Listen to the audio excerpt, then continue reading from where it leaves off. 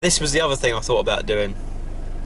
Say I bought a rotten as fuck B200 and just thought, well, what if, we could just take the body off, drop it on a two-wheel drive chassis from nowadays, and just it'd be a bit of a fake, wouldn't it? But that'd be something a bit different. And it got me thinking about what other bodies you could do. Obviously, you got to weld the body mounts on, but that's not a problem. We can soon knock some of them up.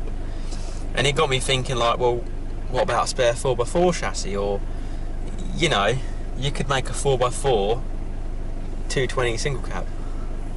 And that just got my mind reeling last night. I was like, oh, you could buy a fucked single cab two-wheel drive Ranger. I could put the single cab and bed on Black Thunder and use this as a toy. And I could put the double cab on the two-wheel drive chassis, because they don't make two-wheel drive double cabs, not in Europe anyway. Australia they do. And then it got me thinking, yeah, two-wheel drive, double cab, like, stick the family in it, away we go, It'd be a totally one-off, so, I don't know. But the trouble is with that, I'd probably have to start with a super cab, because then it'd technically still have 4 seats or what have you, wouldn't be changing it.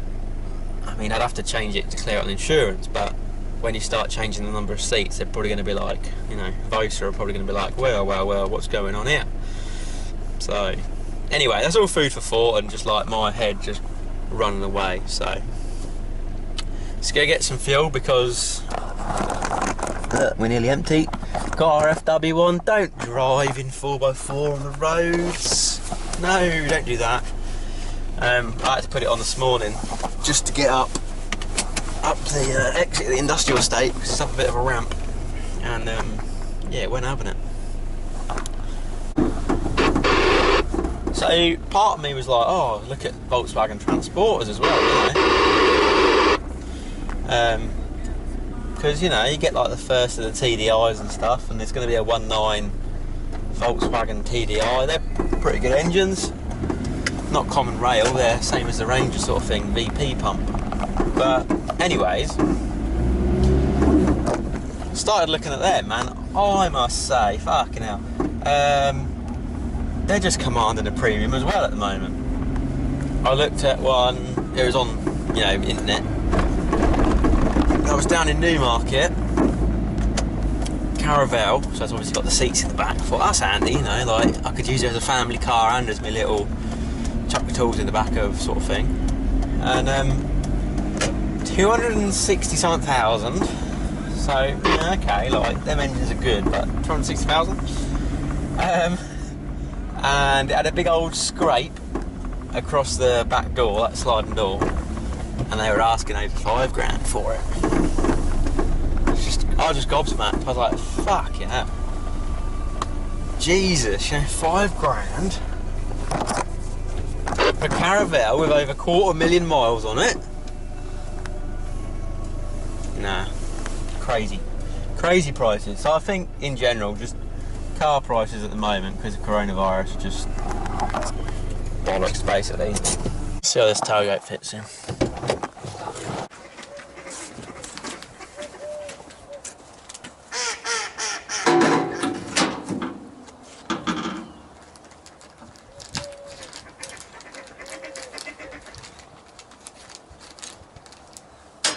I've made these brass pins so they won't go rusty.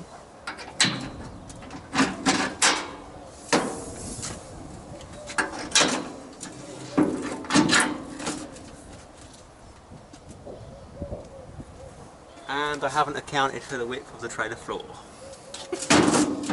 Or is it just the ice? I don't know.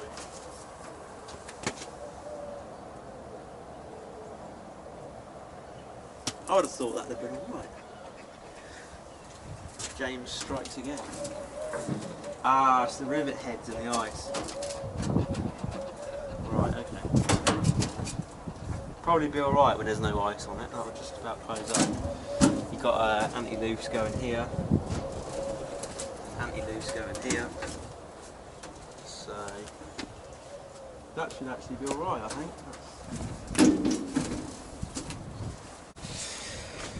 A little bit cold for working out today. But yeah, that's what we're doing. I got my floor the other day.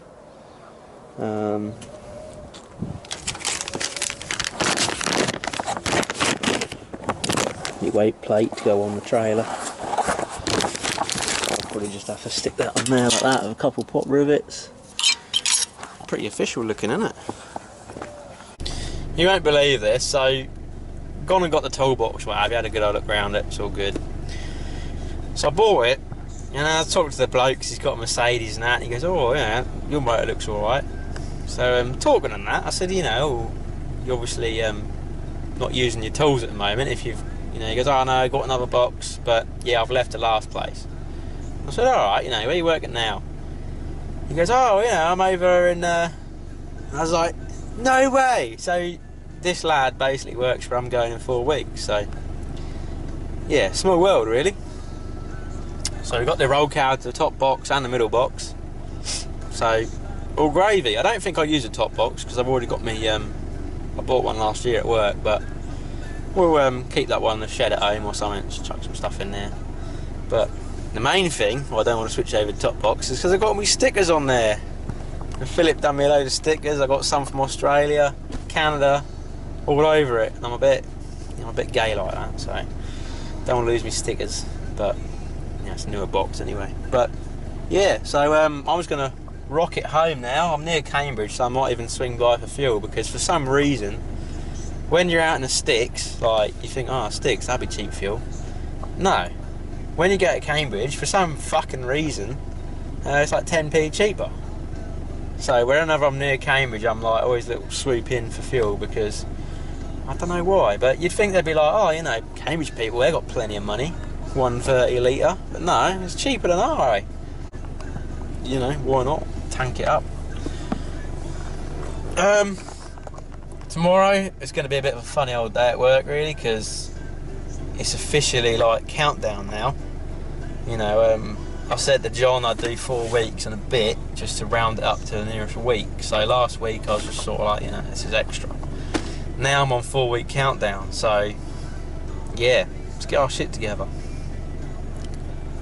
I've still got odd jobs to do and that, but I mean, most of them I can take care of at home. It's just if there's any heavy machining, particularly milling, and obviously not get used to TIG welder at the moment, but Stuart's got a TIG, so in saying that, it's not the end of the world. So I just thought I'd have a quick chat about what I said the other day, and I've now seen it happen basically, and yeah, it's just kind of like stuck with me. So I thought I'd tell you guys all about it anyway.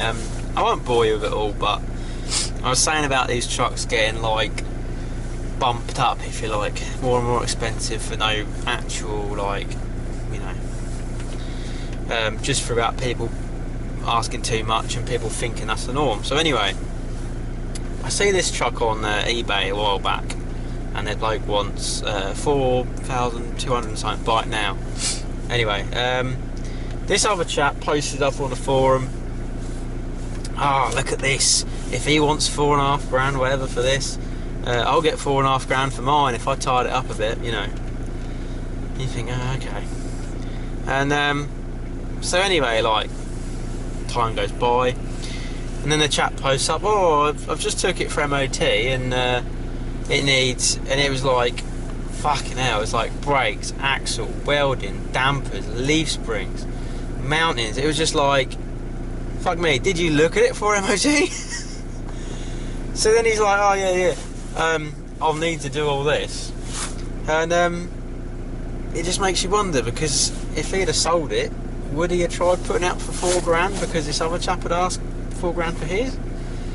So then he would have been brave with it and asked maybe 4 grand, 3.5, and as the MOT's just proved, it's absolutely fucked. So I don't know, it just seems a bit,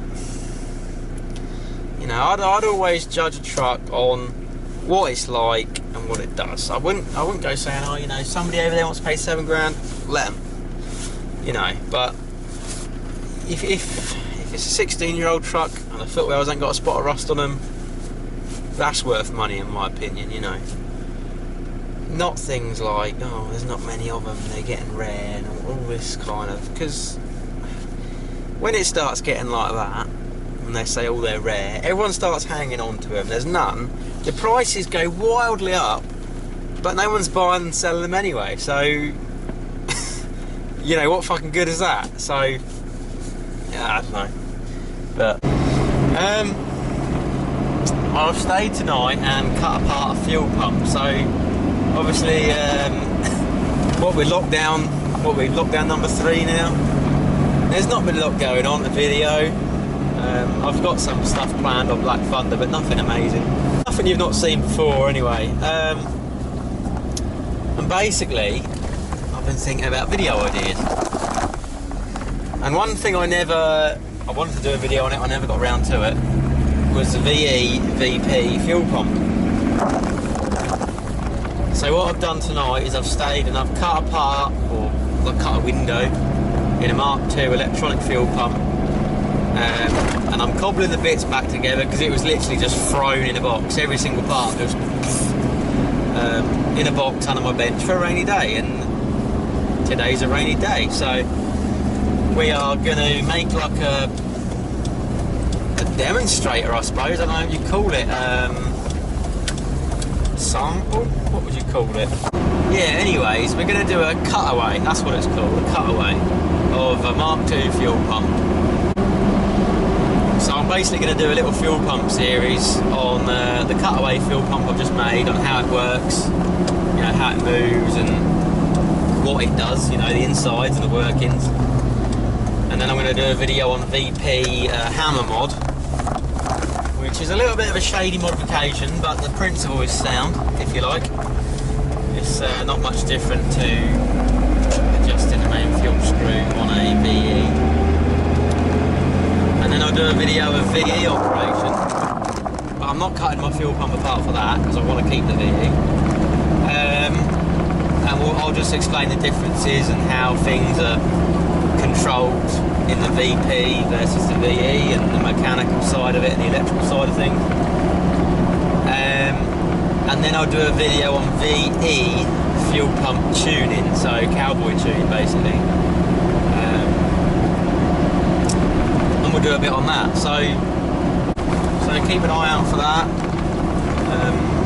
Like I say, I've wanted to do it for ages, and I did a little video explaining the distributor head side of things, but like I say, it's just been on the old rainy day list, so yeah. Also, another thing I'll probably do before I leave Paragon is make a jig for welding up the short shift. So at the moment I do the short shifts and I modify them and then I weld them up. But what I'm going to do, just to get absolute repeatability on them, I'm going to make a jig so that we can cut them and extend them and keep everything dead in line. Yeah, I'm going to get all the sizes of the bearings this weekend for the gearbox. That's going to go back in. I'm going to find some time tomorrow, because tomorrow's Wednesday, and we're going to go down the shed and finish building this box back up with a good fifth gear, because I need to put a sealant around it. I just got a text this morning, my oil's turned up at home, so I got 5 gallons of oil delivered from eBay. Yeah, boy. And then we'll just get that gearbox ready for swapping over the weekend, and then we'll pull apart the old one. We'll carry on doing that. It's about a 3-hour video, I think, 2-hour video, 3-hour video that I'm going to upload soon of me totally, you know, in its entirety, like pulling it down from transfer case to main shaft all the way.